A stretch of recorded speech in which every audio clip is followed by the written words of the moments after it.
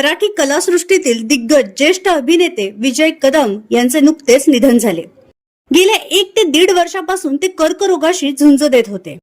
आज त्यांच्या निधनाची बातमी कळताच मराठी सृष्टीतील अनेक कलाकारांनी सोशल मीडियावर श्रद्धांजली वाहिलेली पाहायला मिळाली।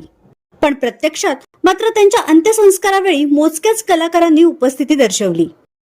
अजिंक्य देव, जयवंत वाडकर असे काही मोजके सेलिब्रिटी त्यांच्या अंत्यसंस्काराला हजर होते।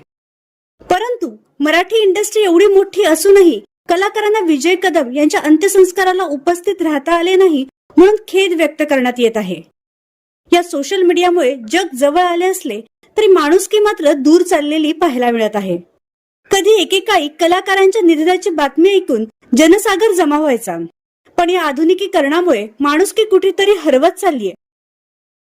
तर यावर तुमचं काय मत आहे हे आम्हाला कमेंट बॉक्समध्ये नक्की कळवा।